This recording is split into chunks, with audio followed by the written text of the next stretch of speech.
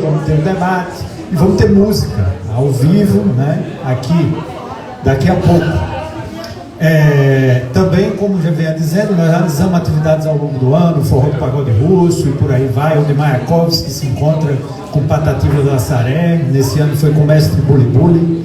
Mas enfim, o que eu queria dar algumas informações, a Sara Gomes, que nós resolvemos homenagear em referência ao Dia Internacional da Mulher Latino-Americana, é uma cineasta, eu acho, fenomenal, né? Esse filme, de certa maneira, é um filme produzido em 1974. Essa moça tinha 31 anos.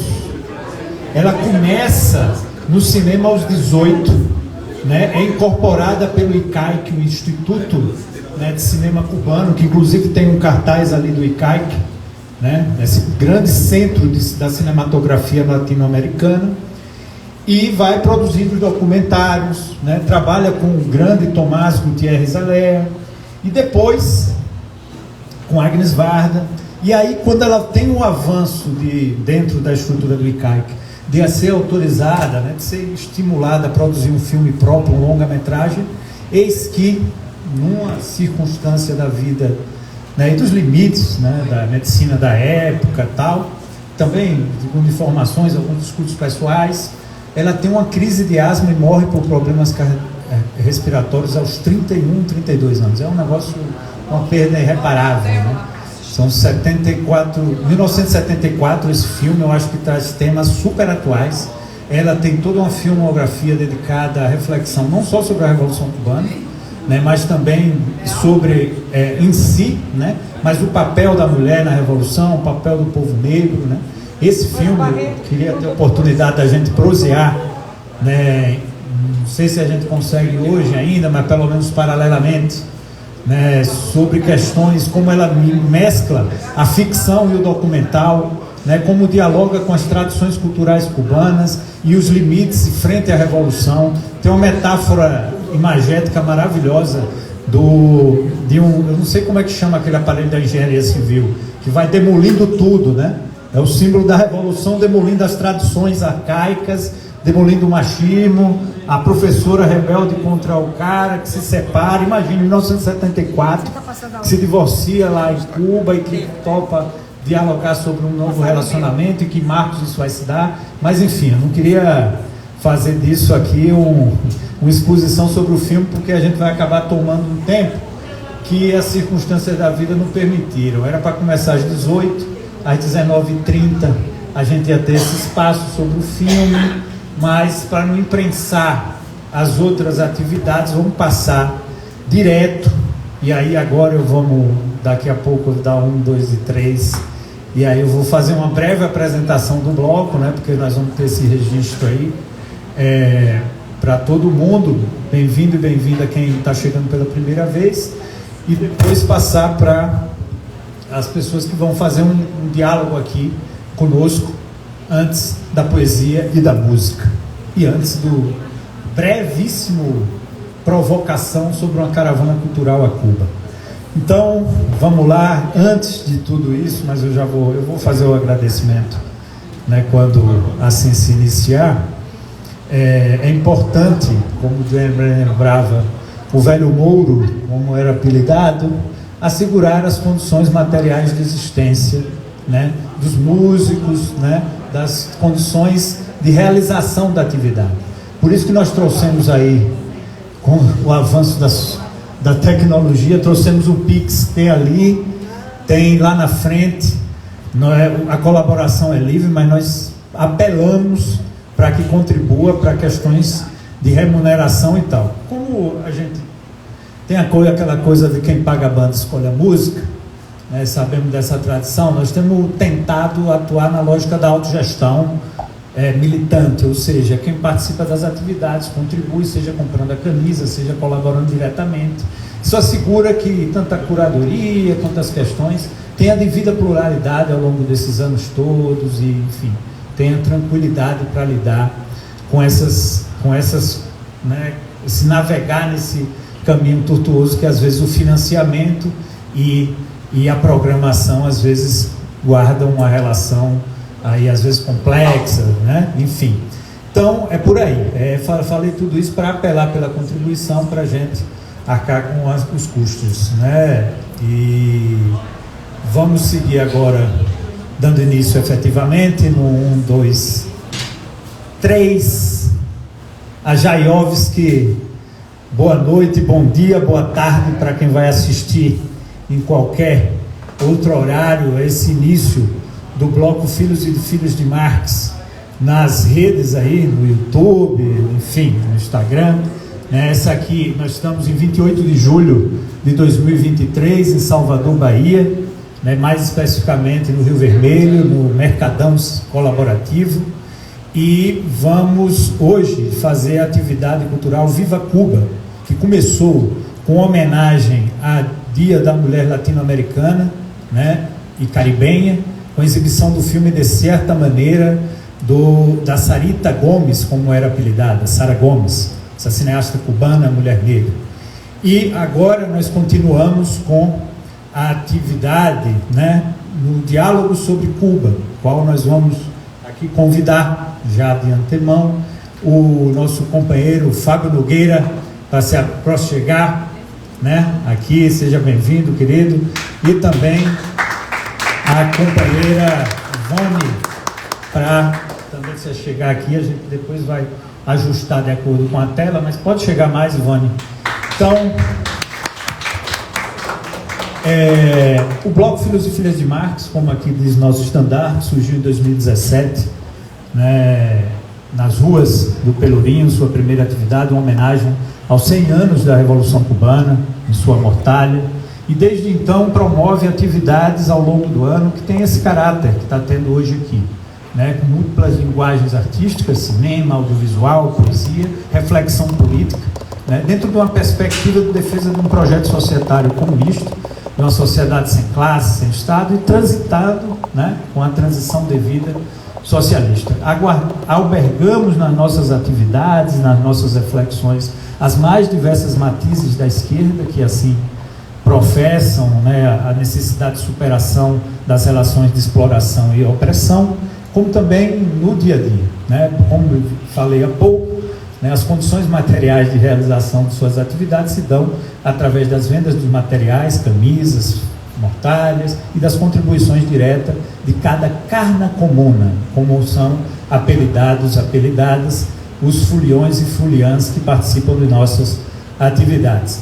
Então, assim, 2017 foi a temática da Revolução Russa, 100 anos, 2018 foram os 200 anos do nascimento de Marx, 2019 foram 60 anos da Revolução Cubana, 2020 a temática foram resistências, diversas, uma homenagem também ao filme Bacurau, 2021 foi a pandemia impedido, 2022 nós deslocamos as atividades carnavalescas para maio, quando homenageamos os 100 anos do Partido Comunista Brasileiro, PCB, PCdoB, enfim, o surgimento do comunismo no Brasil lá organizado em 1922.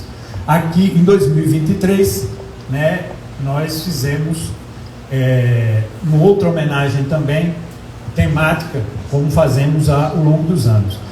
Ao longo desses anos, nós fomos incluindo ao longo da jornada, no intervalo entre carnavais, outras atividades. O Forró do Pagode Russo, onde Mayakovsky encontra a Patativa da Saré, esse ano encontrou o mestre Buli-Buli, e assim vamos, Dia do Samba, o Jovem Marx no Samba, exibimos o filme Jovem Marx no Samba, depois uma roda de samba com hoje nosso diretor aqui de arte, nosso companheiro Serginho e familiares.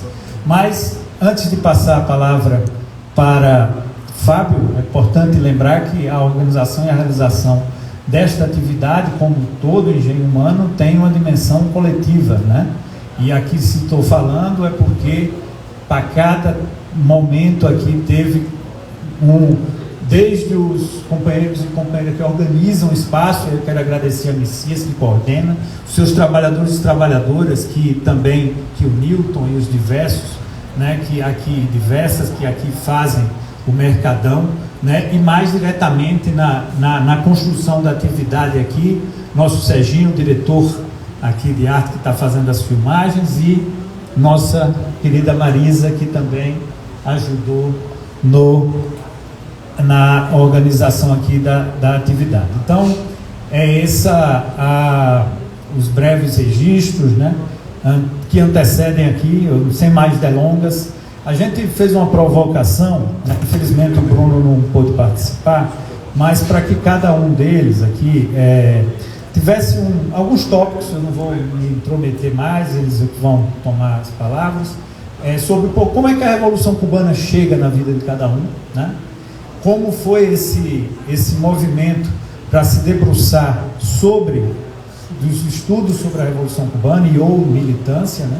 E mais especificamente no caso do Bruno e do Fábio, tem estudos específicos, né, com formulações acadêmicas sobre o tema. Como foi esse percurso, né, e um pouco de apresentação das ideias centrais contidas nos seus estudos, né, onde chegou.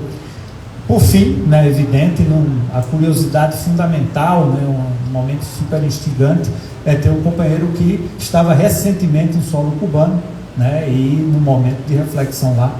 E agradeço aqui nosso poeta Ivan Maia por ter passado o contato, e é mais uma oportunidade de reflexões, diálogos que se abrem.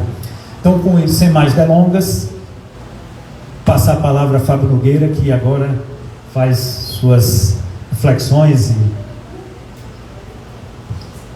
Boa noite.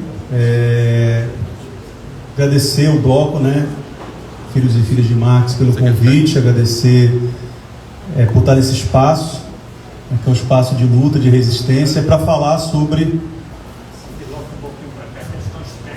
Certo. Bem, para falar sobre Revolução Cubana, né? Sobre Cuba, a Revolução Cubana, é um pouco a partir da minha própria trajetória, até porque fui recentemente, há coisa de 2 semanas atrás, participar de um encontro acadêmico organizado pela Casa das Américas, Marxismo e Afro-América, e foi minha terceira ida a Cuba, né? Então eu estive em Cuba em 2010, lá vivi por 1 ano, em Havana e Santiago. Depois, na conclusão da minha tese de doutorado, fiquei mais 1 mês em Havana, 2013, e 10 anos depois, agora 2023, retorno a Havana. Fiquei aí mais uns 9 dias, né? 1 semana participando do curso, então fiquei mais em Havana.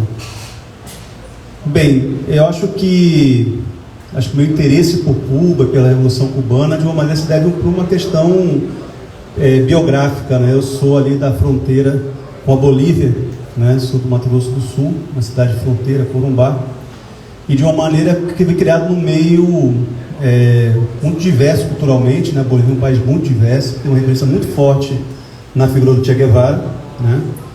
E, vamos dizer assim, uma forte comunidade hispanohablante, né? Então, falar espanhol, ouvir, né, o espanhol, ter essa referência de você estar numa região conectado com a América do Sul, é uma coisa que tem de berço, né?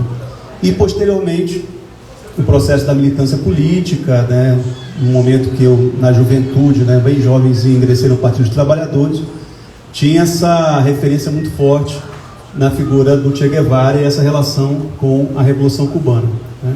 Mas era algo muito distante, né, da minha realidade. Aí, posteriormente, na universidade, militância, movimento estudantil, congresso da UNE, participei do congresso da UNE em Belo Horizonte, onde eu tive, né, o privilégio, a honra de ter um contato com o Fidel Castro, né, que esteve presente nesse congresso da UNE. Foi algo bem impactante, né?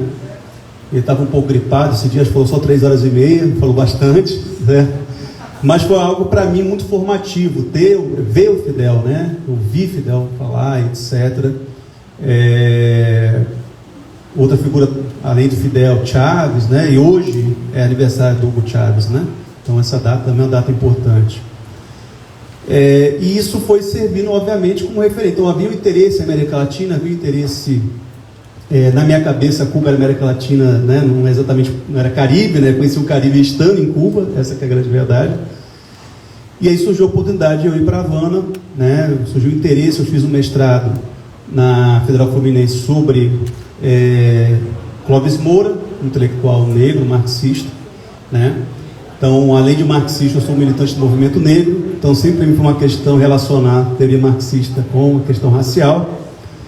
E acabei indo para Havana para fazer uma tese de doutorado, né? Só que não pega o período pós-revolução, né? Pega o período anterior, pensando a sociedade cubana ali de 1912, 1945, eu fui muito pelas fontes, né? Que era a imprensa negra de Havana. Então, um elemento, né, está começando com o Ivan, que no filme aparece, há uma tradição política em Cuba, né, que é anterior à Revolução Cubana, né, que tem a ver com as condições também geográficas, de localização, etc., de um forte debate político, né? Isso também está presente, né?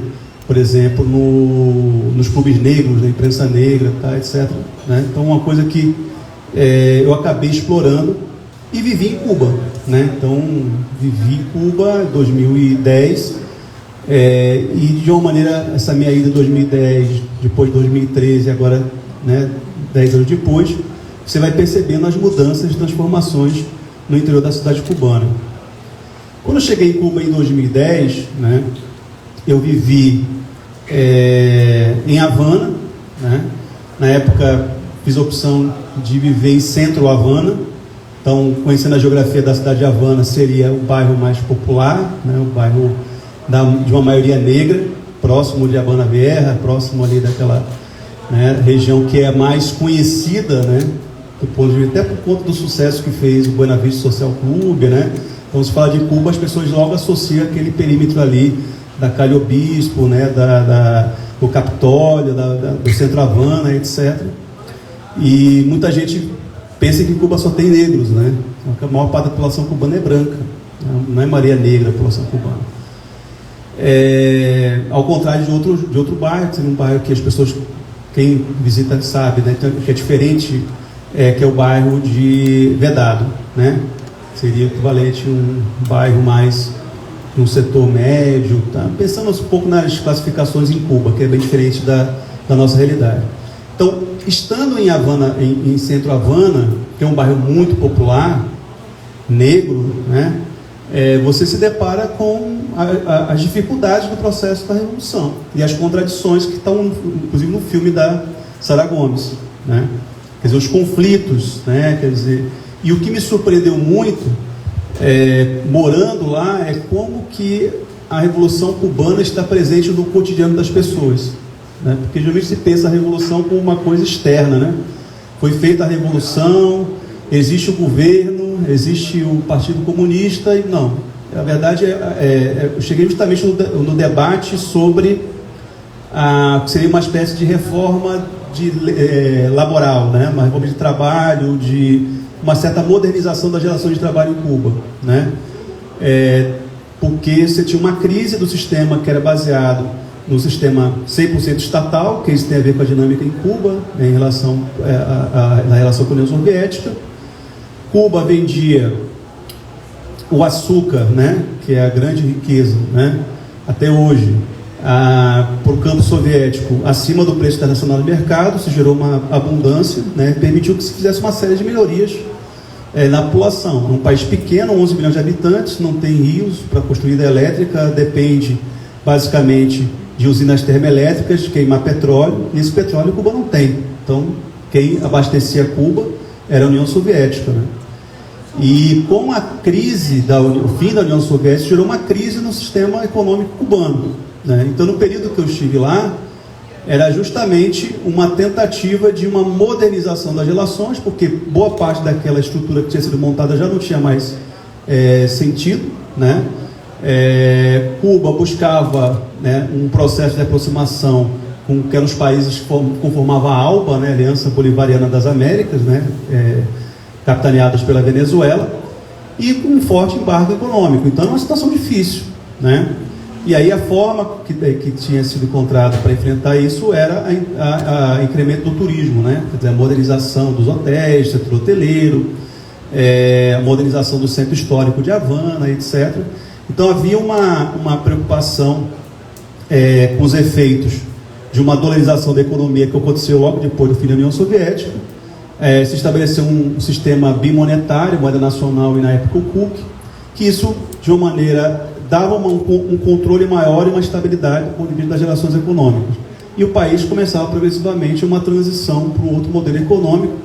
Fidel ainda estava vivo, né? Tinha uma questão também de Raul era presidente então na época, havia toda uma preocupação com a sucessão. Então isso é interessante, né? Como que Cuba se preparou para a sucessão de Fidel, né? No sentido de a preparação política dos quadros, do partido, né? Mesmo as mudanças econômicas que progressivamente aconteciam. E eu, por conta também do período, um ano, né? Então eu estava na situação de estudante, de pesquisador, né? Então eu conseguia transitar entre o que seria uma economia do KUK e a economia da moeda nacional, né? Então foi interessante explorar isso no cotidiano das relações, né? Então a primeira coisa que me chamou a atenção foi a mobilização e a participação das pessoas nos assuntos que diz respeito às mudanças do país, né? Então o debate sobre a reforma das relações laborais em Cuba era feito nas ruas, né? Em pequenas assembleias, nos bairros, etc. E com uma regularidade muito grande, né? Então isso me chamou a atenção. Outro ponto que me chamou a atenção na época foi o início de mudanças em torno da questão LGBTQIA+, na ilha, né? Eu me lembro que tem um teatro, hoje não tem mais, infelizmente o cinema fechou, né? Era um cinema que tinha próximo ali do Capitólio, não é o Cinear, é outro cinema, e que tinha um público LGBT que frequentava. Eu assisti lá em Havana, eu nem tinha assistido no Brasil, o filme Madame Satã, com Lázaro Ramos, né? E foi bacana assim, a apresentação do filme. Depois rolou um debate, né, sobre a questão LGBT, etc. Um debate bem rico, assim. Então uma coisa que me chamou muita atenção foi isso, né? A presença, né, das pessoas nas decisões políticas e o envolvimento com as questões do país, né? E obviamente muita crítica. Então essa ideia de que é socialismo, as pessoas não têm crítica, tem muita crítica, muita divergência, muita polêmica, muita treta. E talvez para mim, né, como a gente tem modelos muito abstratos na cabeça, isso que mais me chamou a atenção. Poxa, mas as coisas funcionam, né? Quer dizer, é possível uma outra institucionalidade, outro modelo de relação, um conjunto. Quer dizer, funcionam, as coisas funcionam. É possível ter outra forma de organização do poder político, de tomar decisão e assim por diante. Então esse elemento da mobilização popular, né, e do envolvimento, né, com as questões do país foi o que me chamou muita atenção, né? Então essa ideia de que em Cuba há medo, que as pessoas não falam, né, não podem opinar, que as pessoas vivem vigiadas, etc. Eu não vi, sinceramente eu não vi, né? E outro ponto também me chamou a atenção é que eu era muito curioso, assim, a primeira coisa que eu procurava era conhecer o cotidiano das pessoas, no bairro mais simples, as dificuldades, etc. Né? Então vou no boteco conversar com as pessoas, né? Queria opina. Como que a revolução enraizada, né? Porque mesmo quando surge a crítica geralmente é o seguinte: olha, Raul não é tão comunista como Fidel. Ou Fidel Raul é bom e tal, Fidel é mais nacionalista. Quer dizer, não são diferenças no sentido de que existe uma forte oposição, né? Mas uma diferença de que existem questões e contradições do próprio processo revolucionário, entendeu? Isso mesmo hoje, tá? Que a situação é bem mais difícil, a situação atual de Cuba, tá? Não vi esse nível, como que se vende bastante na imprensa burguesa, alguns blogueiros, pessoas, né, que viajam, tá? Querem apresentar Cuba como um inferno, que as pessoas querem fugir desesperadamente, tá, etc. Discutindo toda a sorte de bloqueio econômico, de sabotagem da economia cubana e assim por diante. Bem, então eu estava fazendo pesquisa, né, frequentava mais a biblioteca lá, José Martí, né, ali próximo da Praça da Revolução, e vivi tanto em Havana como em Santiago de Cuba, que é o outro extremo da ilha, né, Eu sou apaixonado pelo Oriente de Cuba, eu acho uma parte lindíssima, né, que é pouco conhecida, e pude conhecer, né, acho que a única as províncias que eu não conheci foi a Isla de la Juventud, Pinar del Rio e Holguín, 3. Né, as outras eu consegui ter acesso, né, passar, né, conhecer Cienfuegos, Santo Espíritos, né, que são lugares bem bacanas. Oi? Pinar del Rio, isso mesmo. Que não conheci Pinar que é para lá, né? Pinar del Rio, Holguín, Ilha de la Juventud, que é o território especial, né, da Ilha da Juventud. Bem, então, mas já havia toda uma preocupação e, obviamente, os efeitos, né, de uma crise que tem a ver com a União Soviética, e uma certa busca de um que hoje, né, fica mais claro, de uma espécie de caminho cubano para o socialismo. Tipo assim, qual é esse modelo econômico que a gente vai construir, o que vai ser exatamente? De fato, a gente precisa pensar uma certa modernização das relações, não dá para ser aquele modelo estatal, a gente precisa... E tem outras referências, né? Então, uma delas é a Venezuela, do Hugo Chávez, né? É de uma economia estatal, privada e comunitária. Isso já estava no horizonte naquele período, né? Bem, aí voltei 3 anos depois, período mais curto de tempo, fiquei 1 mês, mas havia a mesma expectativa, e eu me lembro que uma das preocupações que estavam colocadas era com a questão tecnológica, né? Havia na época um laptop, eu não lembro direito, um tablet que a Venezuela tinha construído, né? As pessoas... Porque o cubano tem muita curiosidade com tudo, sabe? Tudo que chega lá, eles desmontam, abrem, é impressionante como eles são hábeis em relação, né, ao que vem de fora, questão tecnológica.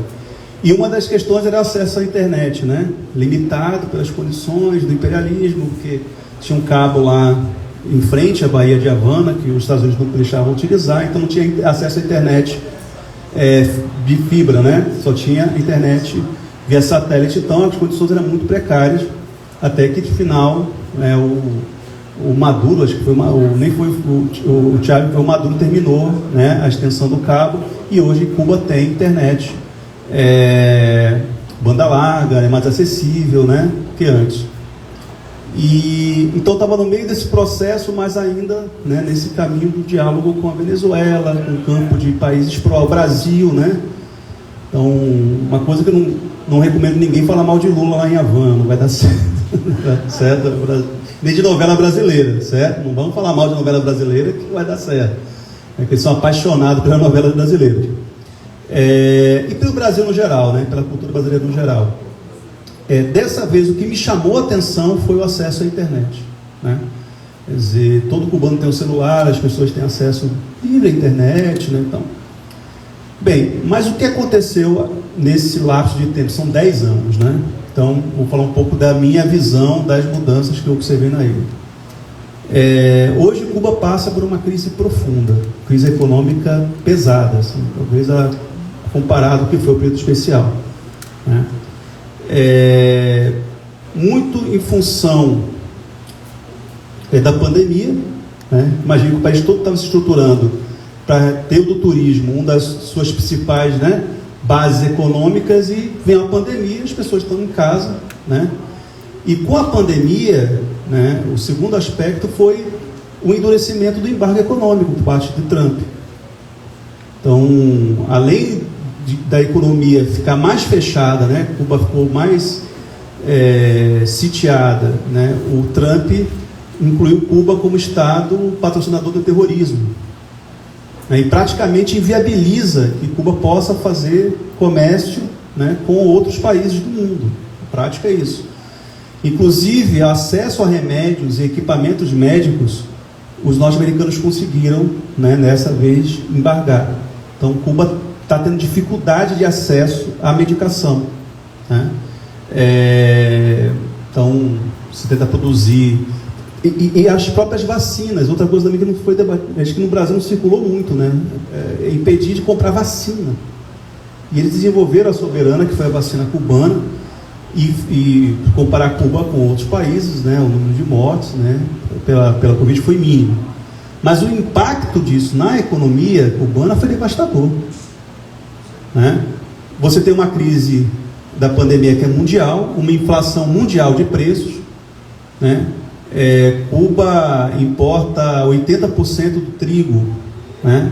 Para poder fazer pão, né? Uma coisa básica. E a inflação lá em cima, a economia gira mundialmente no dólar, ele só tem peso, e como que fica, né? Então isso foi, eu acho que foi um aspecto que agravou o cenário e, por fim, o processo de unificação monetária, né? Que foi o que aconteceu num período muito difícil, né? Então se buscou a unificação monetária, só que aí veio a pandemia, inflação de alimentos, quer dizer, houve uma inflação. Isso gerou uma corrosão da base da economia cubana, né? E ao mesmo tempo, o embargo econômico cria uma situação em que parte dos cubanos que conseguem ter parentes fora do país recebem recursos de fora em dólar e euro, que estão na Espanha ou estão nos Estados Unidos, e outra parte dos cubanos, né, vive em moeda nacional e obviamente tem menos acesso a determinados bens, que vai gerando o quê? Um aprofundamento das desigualdades sociais, né? Então eu falo que um dos efeitos do embargo econômico é produzir desigualdade social em Cuba, né?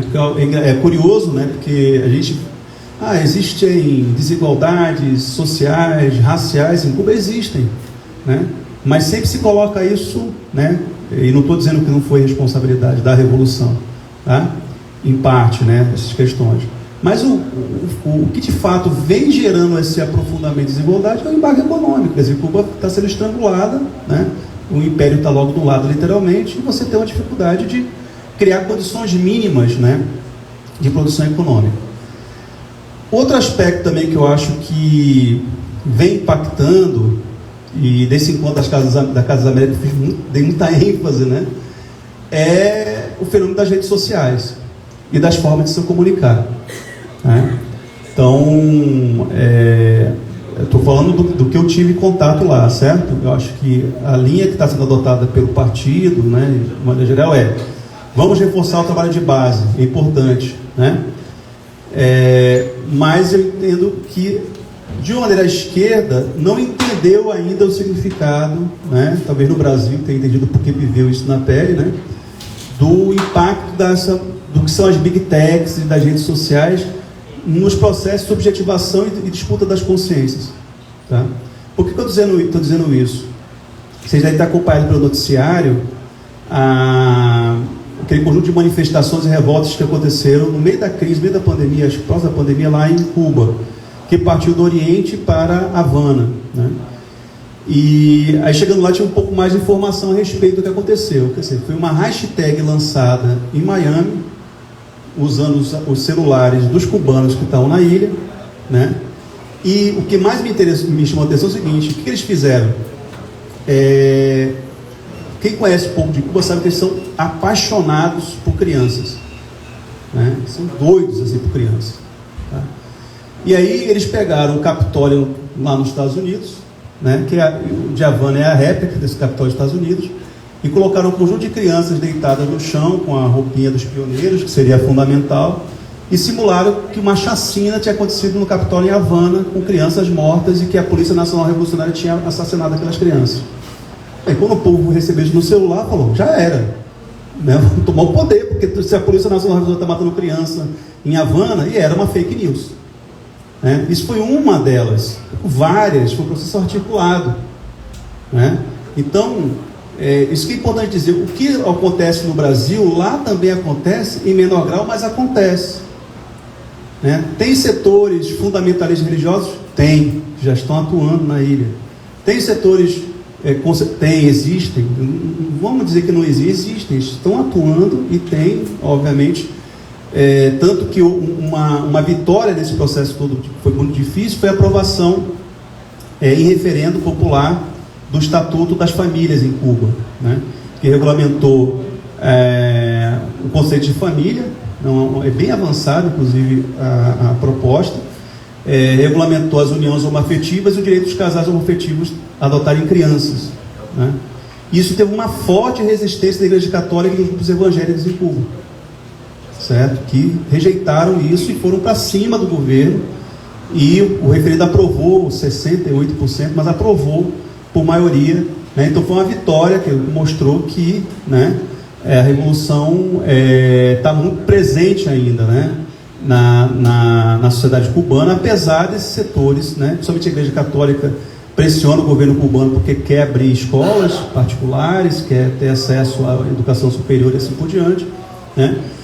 Mas isso é algo que está posto, está colocado no contexto atual, e me chamou a atenção, né, que esse é um aspecto que talvez, né, do meu ponto de vista, fez com que, principalmente no contexto, né, obviamente no Brasil está muito ocupado com Bolsonaro, para derrotar Bolsonaro, né, um certo distanciamento, né, que eu acho que nós precisamos corrigir isso. Por isso que eu saúdo muito essa iniciativa aqui, né, porque é fundamental de falar de Revolução Cubana e das questões que estão colocadas. Eu queria, assim, concluir a minha fala retomando uma ideia que Fidel Castro apresentou nos anos 80, né, e que ele vai aprofundando nos anos 90, mas em especial a partir do fim da União Soviética, no período especial, que é o termo Batalha das Ideias, né?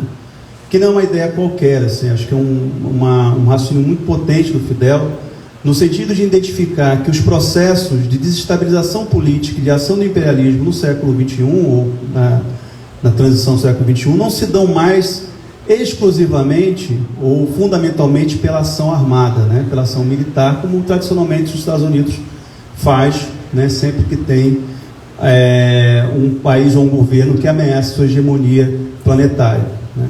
Mas que há um processo, né, que hoje a gente chama de guerra híbrida, né, mas de persuasão, os elementos persuasivos. Ainda sabe que a teoria marxista tem um cara chamado Antônio Gramsci que falou tanto sobre isso, né? Quer dizer, as pessoas são convencidas de que o socialismo não é uma alternativa, que não é possível construir uma outra realidade, etc. E entregam, né, antes de ir para o combate, já assinam o seu tratado de rendição. E Fidel chamava muita atenção para isso. E um elemento interessante é que há um debate em Cuba, né, e eu, participando desse encontro da Casa Américas, também fazia parte disso, que é pensar uma agenda, ou o que seria o socialismo cubano no século XXI, né, que eles chamam de socialismo próspero e sustentável, que é essa proposta, que saia de um certo dogmatismo de algumas teses, principalmente pela influência, né, de relações históricas com a União Soviética, que isso, né, ainda é uma questão que eles já superaram, mas ainda está colocada, que é apresentar qual é esse modelo socialista e de sociedade que a gente quer efetivamente afirmar aqui, né? Eu acho que esse é um tema fundamental, né, que se passa pela solidariedade com Cuba, com os processos revolucionários que acontecem, dos grupos revolucionários, com a própria Venezuela, que também sofre o processo de embargo econômico, e pouco se fala disso no Brasil, da ação do imperialismo contra o governo do Maduro, contra o governo da Venezuela, né? Que não significa, obviamente, identificar os erros e os limites do projeto, né, mas afirmar o potencial transformador de uma agenda política socialista revolucionária da América Latina e do Caribe, que às vezes a gente deixa em segundo plano, né? Como que se o elemento, e é interessante perceber como que o capitalismo, e não é à toa que se tem hoje uma aliança entre o capital financeiro e as Big Techs, né, acaba usando mecanismos de convencimento, de persuasão, né, um pouco mudar tudo para deixar as coisas como estão, né, que hoje está em voga, né, e a gente perde do horizonte o projeto de tomada do poder, né, da construção de uma nova sociedade, né, porque fica se debatendo em torno de questões que talvez não sejam tão centrais dessa perspectiva de enfrentamento global a uma ordem, que é a ordem capitalista. Então a ideia de Batalha das Ideias de Fidel, que acho que está presente hoje em Cuba, com todos os seus limites e contradições, gente, não vou aqui dizer que está difícil, né, tem muito desafio para ser enfrentado, né, mas eu acho que a solidariedade internacionalista, que é uma característica da Revolução Cubana, tem que partir de nós também, né? E é fundamental para a esquerda brasileira, e para os setores democráticos, socialistas, revolucionários, fazer esse processo de reaproximação, de diálogo, de intensificar isso, né? Não estou falando que a gente não faz, mas intensificar isso, né? Porque acho que é fundamental para a gente ter novos parâmetros para pensar a nossa realidade. Eu queria só fechar com isso mesmo, né? Eu sou militante do movimento negro, há muito tempo se conhece do movimento negro. Tenho aqui o Malcolm X no meu braço, né? Então, para que ninguém tenha dúvida, né, do meu respeito pela história dos afro-americanos, né, da luta negra norte-americana, etc. Mas o Malcolm dizia uma coisa importante, né? Nós não somos norte-americanos, nós somos vítimas dos Estados Unidos. Nós negros somos vítimas dos Estados Unidos, né? E de uma maneira, Malcolm está dialogando com um cara chamado Harold, né, que defendeu a ideia do colonialismo interno, que os negros americanos eram uma colônia no interior dos Estados Unidos. Existe uma história de resistência e luta em que nós, negros e negras, participamos, que é nossa na América Latina e no Caribe, né? E que nos permite nos conectar com o sentido próprio do nosso povo e nossa sociedade, nossa cultura, né? Então, acho que a gente... eu estava brincando com o Breno, minha companheira que está ali, né? Eu estava voltando para casa lá em Havana, né, onde eu estava hospedado. Eu estou com um Uber, né, que chama La Nave. Tem um Uber lá, né, que o rapaz que estava de aplicativo chama La Nave. E é uma outra empresa cubana, né, não é o Uber. E ele, conversando comigo, ele falou para mim: você é de Candomblé? Eu falei: sou, né? Sou filho de Obatalá, sou filho de Oxalá. E aí ele falou assim: eu sou filho de Xangô, né? Quer dizer, o único lugar do mundo possível para ter esse diálogo é em Cuba, né? Dessa natureza, quer dizer, de tanta similaridade, tanta relação, do mesmo, né, da mesma matriz, da mesma raiz. Não vou ter esse debate nos Estados Unidos com os meus irmãos afro-americanos. É outra realidade, é um outro contexto, né? Então, acho que a gente precisa se acercar mais da nossa realidade, se acercar mais das nossas questões, né? A população negra é a maioria do Brasil, não somos uma minoria nacional, são outras questões, são outros dilemas, são outros desafios, né? E nós sofremos diretamente a pressão do imperialismo, né? Então, acho que se acercar da realidade cubana, da América Central, né, dos outros países da América Latina, é indispensável para a gente repensar um projeto de transformação radical que dialogue na sua essência com o projeto revolucionário de José Martí e Antônio Maceo, né, líderes da independência de Cuba, assim como posteriormente fizeram Fidel e Che Guevara e tantos outros. É isso, gente. Obrigado. Obrigado, Fábio. Vou passar direto para a companheira Ivone, Associação Cultural José Martí, que pode nos dar informes sobre a brigada e as atividades da associação, bem como, enfim, né, a Sebra Paz e o Solidariedade Internacionalista. Ali já aposto o nosso poeta Ivan Maia.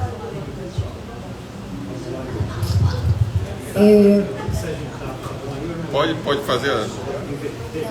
Fica bom. Que pega um estandarte.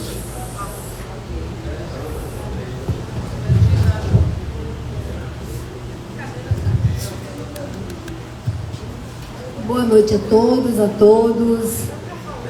Agradecer ao Bloco Filhos e Filhas de Marx, ao Cristiano, agradecer a presença de todos vocês aqui. Muito importante esse tipo de evento para a gente falar da luta da mulher e da mulher negra, falar das lutas do povo cubano, por que não dizer dos povos em luta, né? Dos povos da nossa América. Depois de sua fala, ficou complicado falar, porque você falou muito bem, um conteúdo muito rico. Eu te agradeço, aprendi muito. Então, assim, eu não vou falar só das brigadas e só da caravana. Eu queria também aproveitar vocês aqui para fazer uma saudação ao povo cubano, saudar e celebrar junto com vocês os 70 anos da rebeldia cubana, os 70 anos da invasão dos quartéis Moncada, em Santiago de Cuba, e Manuel Céspedes, em Badiano. Ali foi o início, não vou dizer o início, ali foi foi determinante para começar e se concretizar a Revolução Cubana. Cuba, que lutou em muitas frentes, em muitos momentos, né, pela sua independência, pela sua liberdade. Foram 3 guerras, assim, né, a de 10 anos, a de 2 anos, a Chiquitita, e a última, né, que foi a mais a determinante mesmo, aquela que Martí morreu bem no início, em Dois Rios, né, na província de Dois Rios. Ele morreu com o rosto, com a cara ao sol, como ele dizia no poema dele, que ele não queria morrer no escuro. Então, e logo depois o Marcel, né? Semanas depois o Marcel. E quem é o Marcel? Marcel é de uma família que todos lutaram na guerra. Os pais, todos os irmãos. E são filhos de uma mulher que eu tenho uma admiração imensa. Uma admiração assim, um respeito, uma admiração tão grande quanto a Martí. Martí, que é o apóstolo de Cuba, né? Martí, que o pensador que pensou, que criou todas aquelas ideias e correu o mundo, né? Porque muito menino já foi preso, já teve com o seu professor Rafael Mendive, já teve acesso às ideias revolucionárias, independentistas, e ele muito cedo foi preso e teve que ir para fora do país, e rodou muitos países, e foi construindo, articulando e construindo uma forma de Cuba ser independente. E ele não pensava só em Cuba, ele pensava em tantos outros países, em toda a nossa América, né, no Extra-América, e também em países de outros continentes. Esse é Martí. Mas esta mulher que eu me referi é a Mariana Grajales. A Mariana Grajales, ela é a mãe de muitos. Ela é considerada a mãe da pátria, né, a mãe de Cuba. Ela que ajudava, cuidando dos ferimentos das pessoas que estavam na guerra, dos feridos de guerra, os filhos, o marido morria, e ela não se abatia, ela continuava firme, ajudando aquelas pessoas, cuidando de várias formas. E quando o mais novinho dela, com apenas 14 anos, ela já ia preparando ele para ele também ir para a guerra. Tipo assim, morreu fulano, você tem que se ocupar desse lugar. Não, empina-te e vai, né?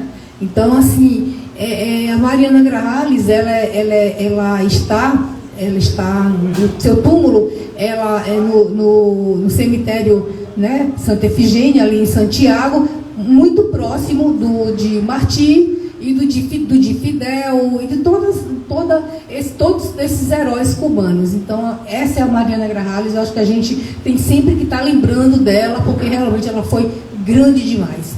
Então, Cuba, com todas essas guerras independentistas, ainda teve a explosão do Maine, né, que ali foi uma farsa, né, dos Estados Unidos chegando ali bem no porto de Havana, dizendo que ia fazer um acordo com a Espanha, naquele finalzinho de guerra, e a gente sabe que não passou de uma farsa, né, aquela explosão do Coradouro Maine, né?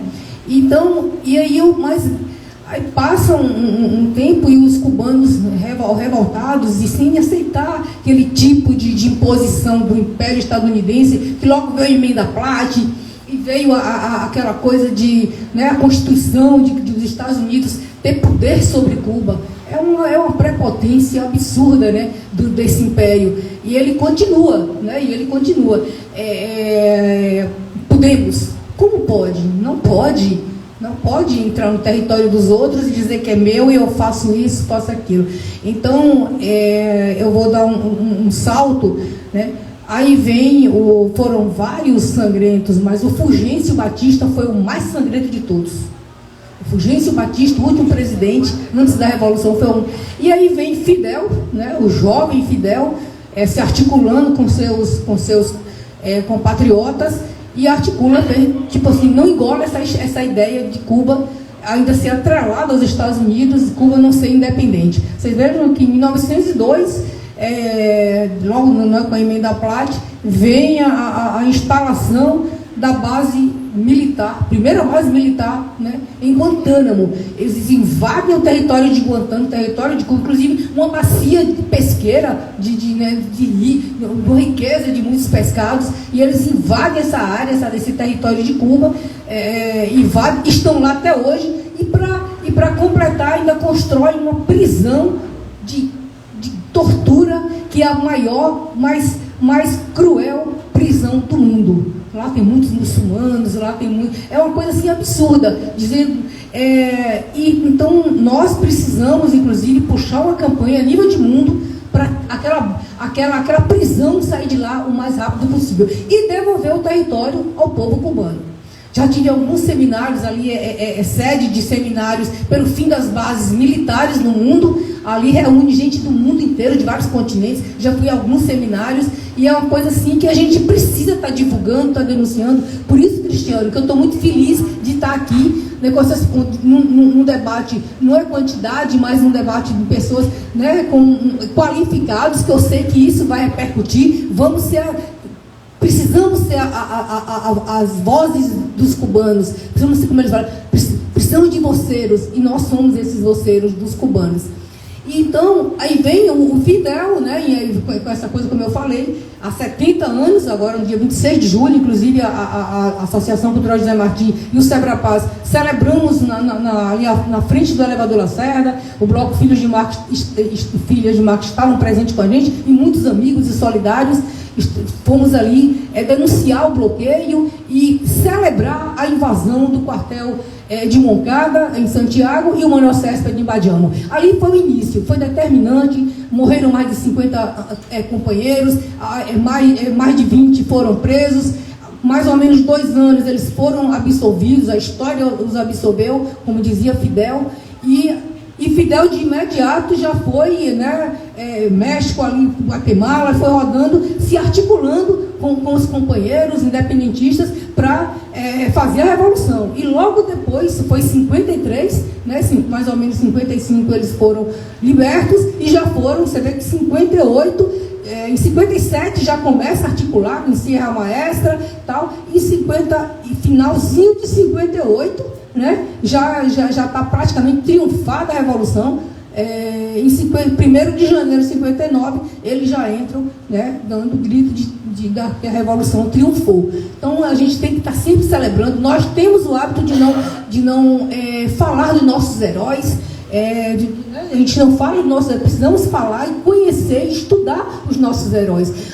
Aqui na Bahia, em Salvador, na praça do Centro de Convenções Antigo, tem um busto do Bolívar.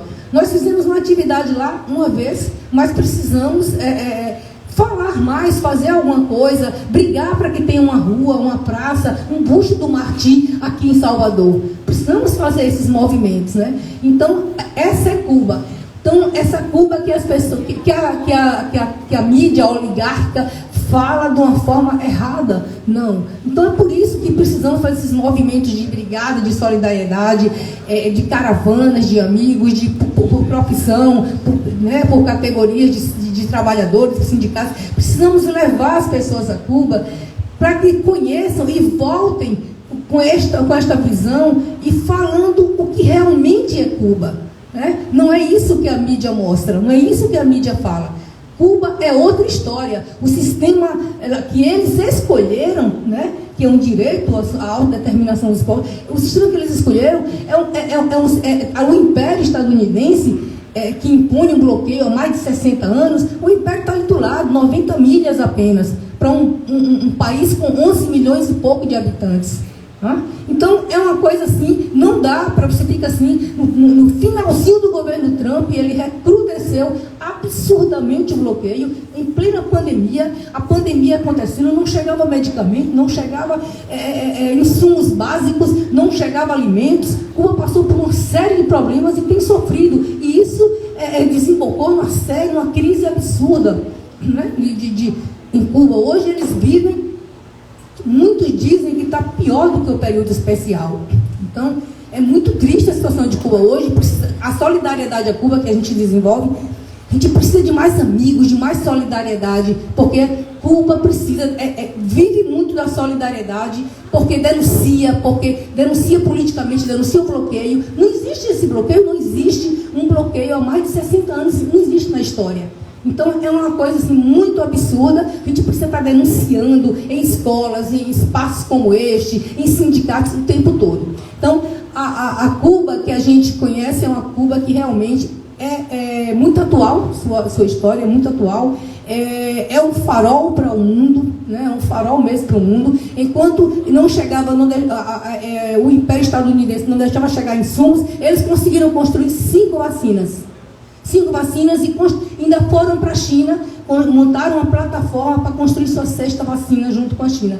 Então, eles construíram, desenvolveram, né, a biotecnologia de Cuba é avançadíssima, eles desenvolveram esse tanto de vacinas, mas não tinham seringas, não deixavam chegar insumos. Aí a solidariedade do mundo fez uma campanha valorosa, uma campanha exitosíssima, e a gente, aqui no Brasil, pensamos que vamos tentar levar 1 milhão de seringas. Levamos vários, foram quase 3 containers de seringas. Comprávamos da China e íamos driblando. Tudo bem, se não fosse o bloqueio, poderia chegar em 15 dias, em 20 dias, mas não, levava 2, 3 meses para chegar. Mas chegaram, o povo cubano foi vacinado, foram as primeiras crianças a serem vacinadas, e assim, é assim que é a Cuba. Ela cria, ela inventa, ela se desenvolve mesmo com toda esta crueldade, essa injustiça, esse genocida, esse bloqueio genocida, né? Mas Cuba vai adiante. Então é assim que é Cuba. Então, para isso, eu fiz eu fiz essa pequena introdução para dizer a importância da gente estar se articulando em brigadas, né, e em caravanas. As brigadas, agora mesmo, a gente, das entidades de solidariedade, aqui na Bahia, a Associação Cultural José Marti e o Sebrapaz, a gente está organizando, já começamos, foi deslanchada no dia 26, anteontem, né, no Brasil todo, a gente deslanchou já a brigada sul-americana. Ela acontece todo ano, são países da América do Sul, em janeiro e um pouquinho de fevereiro. Este ano vai começar no dia 22 de janeiro e vai até o dia 4 de fevereiro. Então, ser brigadista não é um passeio turístico. Ser brigadista é você fazer uma imersão em Cuba, conhecer um programa político, turístico, é um programa político, social, cultural, é muito rico, é muito interessante. Os guias são super preparados, são formados em história, em filosofia, são pessoas muito preparadas, e as viagens que a gente faz de uma província para outra, né, dentro do programa que é construído pelo Instituto Cubano de Amizade aos Povos, o ICAP, e também com a Mistu, que é a agência de turismo, durante a viagem eles vão falando e vão nos dando aula sobre a cultura, sobre a história, sobre a Revolução de Cuba. Então, é um momento muito rico. A brigada, ela fica hospedada num acampamento a 40 quilômetros de Havana, chama CIJAN, que é um campamento internacional Julio Antônio de Meia, esse nome de um estudante que foi morto justamente na época da independência. Esse acampamento foi criado no início dos anos 70 por Fidel, pensando em juntar essa solidariedade do mundo, e ali é uma estrutura muito interessante, tem cozinha, tem restaurante, tem um espaço para a gente celebrar em festas, termos culturais, e tem os quartos que comporta de 6 a 8 pessoas por quarto. Você pode escolher onde você ficar, mas homens em um quarto, mulheres em outro. Hoje casais já podem dormir, mas tem outra estrutura.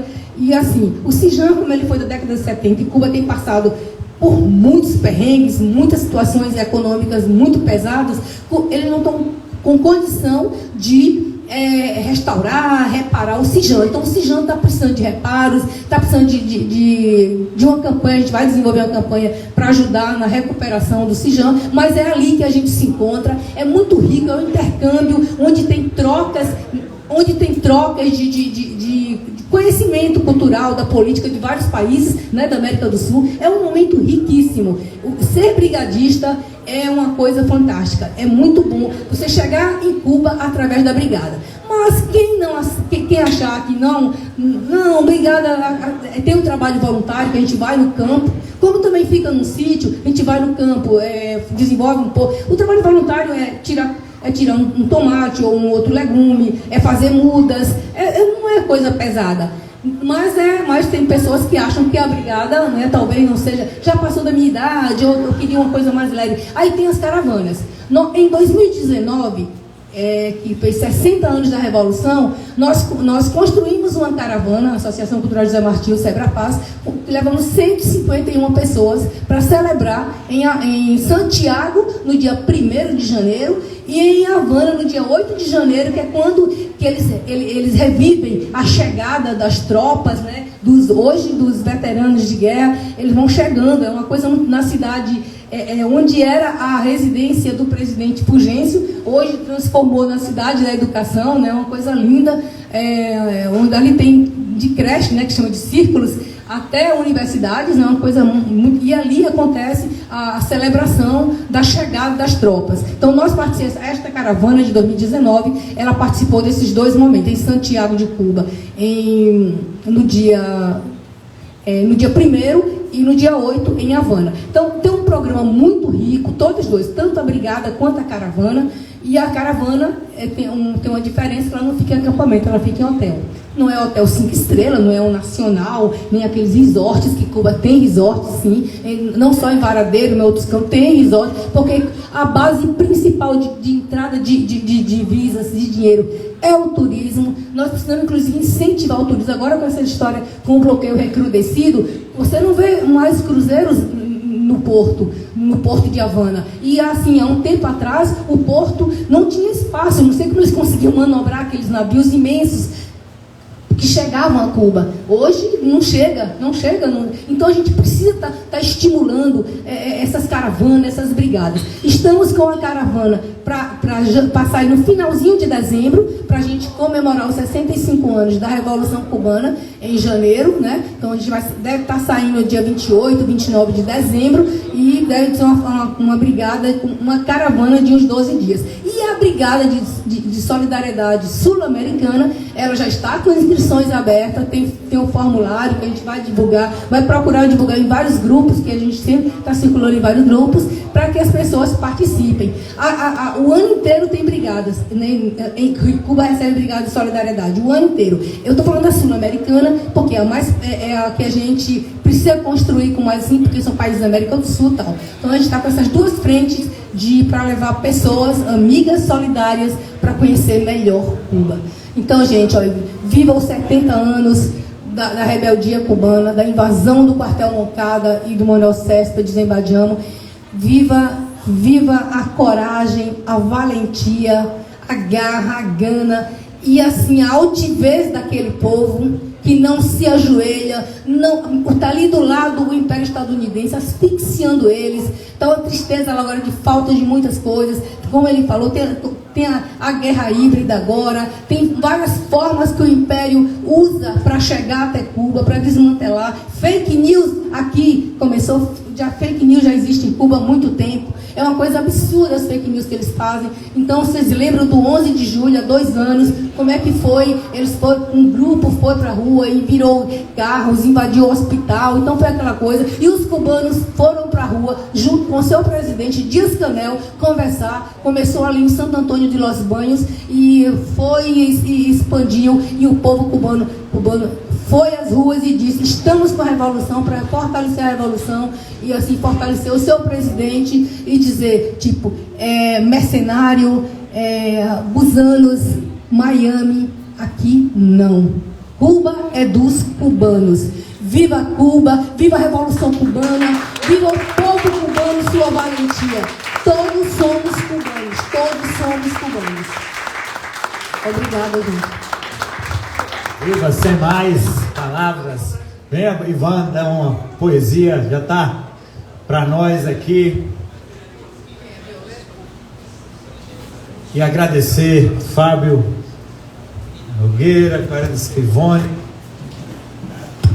Vamos, que também o trio latino já está na área, em instantes. Só lembrando, né, importante, você chega mais para cá que o diretor de arte ali vai dar um carão na gente, Ivan. Só lembrando de contribuir com as condições materiais de realização da atividade. Tem um Pix nas paredes aí, lá na entrada, né? Também o companheiro Eloy de Arte emprestou uma maquininha, né, que está ali com Marisa. E aí agradecer também a Cristina Souto, que está aqui, Eloy de Arte. também tem contribuído para a realização das atividades do bloco. Mas vamos lá com poesia, Ivan. Beleza, Cristiano. Parabéns a você, a todos que fizeram esse evento, que fazem essa resistência, né? O bloco Filhos e Filhas de Marx, carnavalizando a política e politizando a festa. Então, isso é justamente um processo antropofágico, né? A nossa revolução, a nossa luta, a nossa resistência é dessa forma. Então, isso pede música, poesia, arte, né? Tudo isso que Cuba é muito rica, né? Então, a nação cubana é essa nação paradigmática do ponto de vista cultural. A gente está aqui no Brasil dançando, ouvindo música cubana. Eu sou de Pernambuco, e Pernambuco é um estado semelhante a Cuba, digamos assim, em território, em população, culturalmente, né, com uma cultura rica de resistência, né? E justamente lá em Pernambuco o nosso contato, solidariedade com o povo cubano e as festas cubanas em Recife, né, são muito presentes, muito fortes, e é a partir disso, né, que a gente está aqui fazendo essa celebração. Então eu vou começar com um poema de José Martí, né, que diz: cultivo una rosa blanca. Cultivo una rosa blanca en julio como en enero, para el amigo sincero que me da su mano franca, y para el cruel que me arranca el corazón con que vivo, cardo ni ortiga cultivo, cultivo una rosa blanca. José Martí. O outro poema, selecionei aqui alguns poemas de cubanos e de outros, né? Inclusive um poema próprio. Esse outro chama-se Burgueses, de Nicolás Guillem. No me dan pena los burgueses vencidos, y cuando pienso que van a darme pena, aprieto bien los dientes y cierro bien los ojos. Pienso en mis largos días sin zapatos ni rosas. Pienso en mis largos días sin sombrero ni nubes. Pienso en mis largos días sin camisa ni sueños. Pienso en mis largos días con mi piel prohibida. Pienso en mis largos días y no pase, por favor, esto es un club. La anónima está llena. No hay pieza en el hotel. El señor ha salido. Se busca una muchacha. Fraude en las elecciones. Gran baile para ciegos. Cayó el premio mayor en Santa Clara. Tómbola para huérfanos. El caballero está en París. La señora marquesa no recibe. En fin, y que todo lo recuerdo, y como todo lo recuerdo, ¿qué carajo me pide usted que haga? Además, pregúnteles, estoy seguro de que también recuerdan ellos. Nicolás Guillem. E ainda nesse mesmo tom, eu fiz um poema chamado Sangre de las Venas Abiertas, né, dedicado em memória a Eduardo Galeano, autor do livro com esse nome. Digo assim: Latinoamérica es nuestra madre patria que nos parió. Nosotros, hermanos de los colonizados y de los salvajes, tenemos hambre de poesía y ganas de vivir sin miedo. Somos el pueblo que resiste a los siglos de opresión.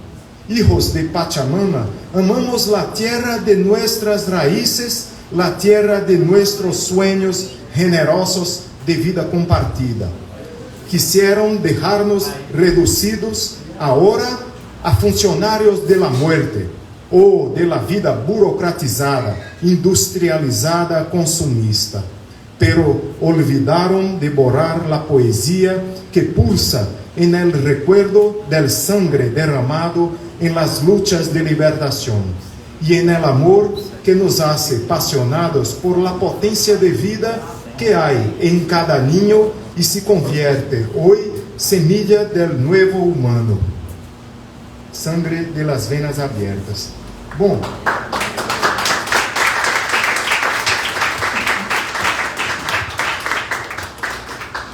junto com esse, eu quero ler um poema de outro poeta latino-americano chamado Mário Benedetti, do Uruguai, que morou em Cuba também, exilado, né, durante a ditadura militar do Uruguai, e escreveu um poema muito bom, muito bonito, chamado Um Padre Nuestro Latino-Americano.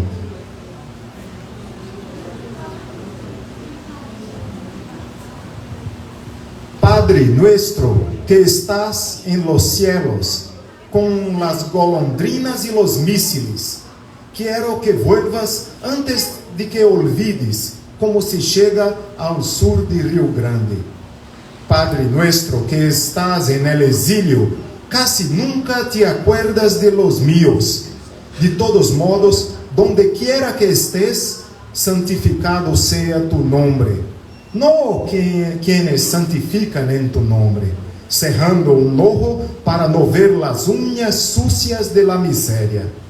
En agosto de 1960, ya no sirve pedirte, venga a nos tu reino, porque tu reino también está aquí abajo, metido en los rencores y en el miedo, en las vacilaciones y en la mugre, en la desilusión y en la modorra, en esta ansia de verte pese a todo. Cuando hablaste del rico, la aguja y el camelo, y te votamos todos por unanimidad para la gloria, también alzó su mano el indio silencioso, que te respetaba, pero se resistía a pensar, hágase tu voluntad. Sin embargo, una vez cada tanto, tu voluntad se mezcla con la mía, la domina, la enciende, la duplica. Más arduo es conocer cuál es mi voluntad, cuando creo que de veras lo que digo creer. Así, en tu omnipresencia como en mi soledad, así en la tierra como en el cielo, siempre estaré más seguro de la tierra que piso que del cielo intratable que me ignora. Pero quién sabe, no voy a decidir que tu poder se haga o se deshaga. Tu voluntad igual se está haciendo en el viento, en el ande de nieve, en el pájaro que fecunda a su pájara, en los cancilleres que murmuran yes, sir, en cada mano que se convierte en puño. Claro, no estoy seguro si me gusta el estilo que tu voluntad elige para hacerse. Lo digo con irreverencia y gratitud, dos emblemas que pronto serán la misma cosa.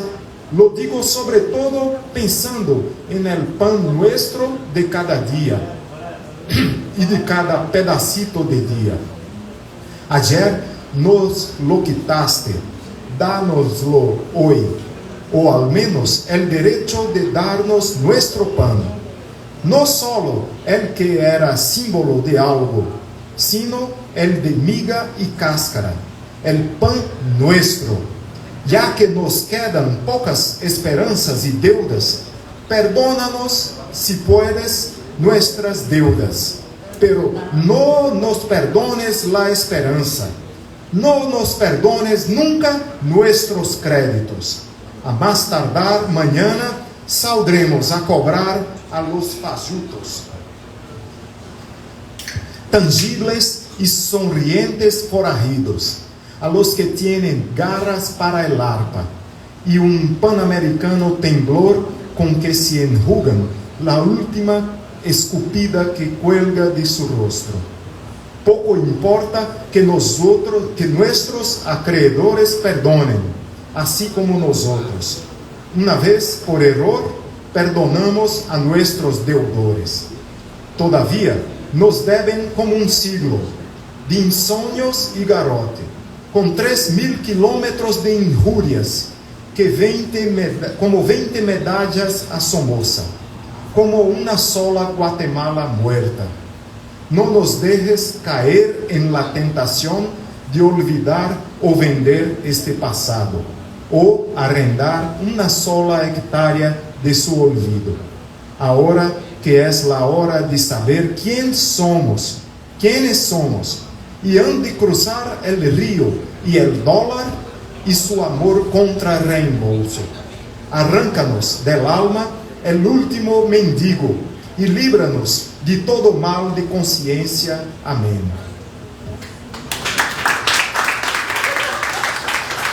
Este foi de Mário Benedetti, um Padre Nuestro latino-americano, e agora um poema da nossa querida Ametista Nunes, que estava aqui com a gente e teve que sair antes, me pediu, deixou comigo e pediu para ler, né, um poema dedicado a Fidel Castro.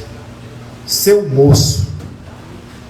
É nome que se converte numa expressão que supera todas as palavras, convertendo num sonho que se derrama em confissões que não precisam ser ditas. Junto à vida, transpira lutas, sonhos e caminhos, demonstrando Cuba, apesar do bloqueio e dos danos causados, sempre abraçando o mundo. Fidel Castro, amor revolucionário que a todos inspira.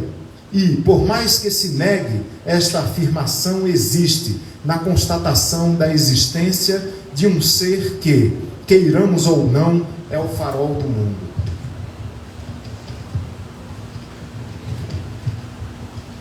Fidel, ternura do mundo todo, a solidariedade que nos aproxima da nossa essência, a grandeza que é a beleza de ser humano eterno.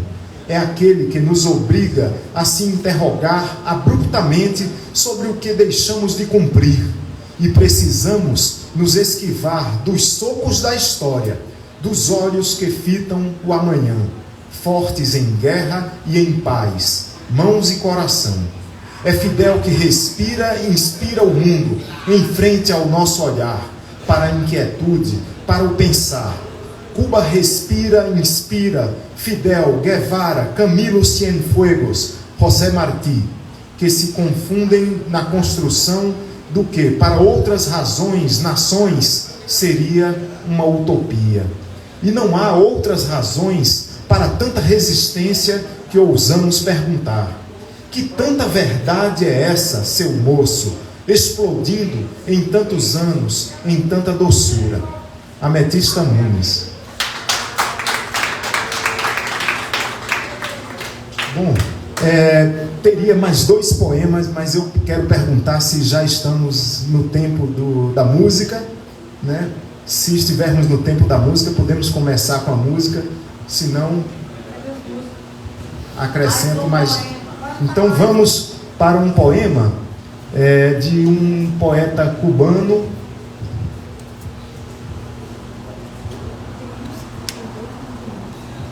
chamado Gaston Baquero. O poema se chama Rapsódia para el baile flamenco. Dialogar con la muerte es la hermosa imprudencia de quienes aprenden a cantar desde la cuna al borde del abismo. Y el canto y la danza también pueden ser fervorosos rituales de la desesperanza. Escuelas de lo terrible pobladas de una infancia hipnotizada por los ojos de la madre. Los ojos de una fascinada mujer que a su vez viene rodando por los siglos, con su encantamiento amarrado a la cintura, y quiere arrojarlo de sí, con palmas, con gemidos, con arranques de un fuego que prende otro fuego más hondo, para evitar el imperio de la ceniza en el alma y levantar la sangre hasta los rostros de los santos de papel.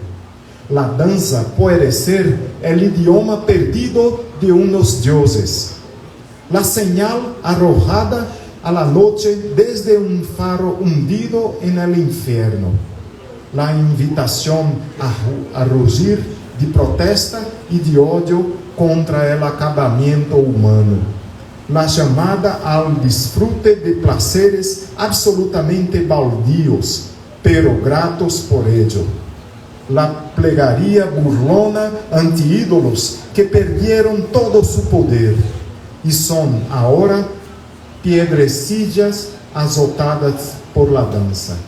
El canto que viene de más allá de las entrañas, este canto aprendido junto al muro de los cementerios, este canto guardado entre sus vísceras por los errantes hijos de David, este disfraz de las sinagogas, que lleva siglos resonando, este canto hecho de milenios de mendicidad, de pavor y de adulterios, este lamento que es un río de belleza y de sangre vertida por el amor prohibido, este canto que es un hombre en fuga, un criminal acorralado, un violador de niñas a la sombra del nardo, alguien a quien el destino persigue con sus perros más feroces.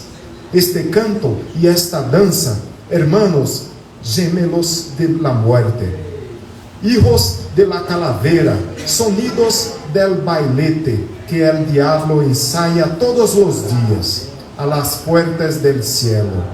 Esta danza y este canto, esta belleza golpeadora en el bajo vientre, estas victorias elevan al hombre hasta más allá del glorioso desdén por la muerte. Lo mantienen como a un polichinela humanizado por el impuro amor a las hetairas, y esparcen y derraman la blanca sangre de la fecundación, y al final lo entregan rendido a la orgullosa posesión del vacío. Esta danza y este canto, estas alucinaciones, estos esqueletos de carnosas grupas, estos misteriosos gatos egipcios que saltan entre los brazos en arco y muerden la cintura de los bailarines, estas agrias flechas de lascivia contra el San Sebastián, que las contempla, que alquelare ardiendo entre los muslos, y a la postre, después de los altos himnos paganos a la carne, después del rostro contraído por el miedo a la muerte, después de la pasión crispada y anhelante del llanto denunciado, en las tenebrosas guitarras, esta danza y este canto se pierden en el vientre de la noche. Vuelan hacia los recónditos cementerios y agazapados quedan. Este canto y esta danza, esta mañana, hasta mañana otra vez, hasta siempre y más siempre, hasta mañana.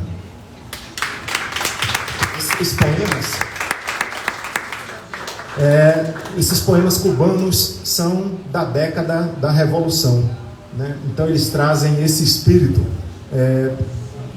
daquele momento, né? De luta e de conquista de uma liberdade. Beleza, obrigado, Ivan. Obrigado, Ametista, também, que não pôde ficar. Mas já estamos aí com o trio latino, né? Que já está a postos praticamente. Nós vamos... O palco está ali montado e em alguns minutos vamos a bailar. Vamos nessa.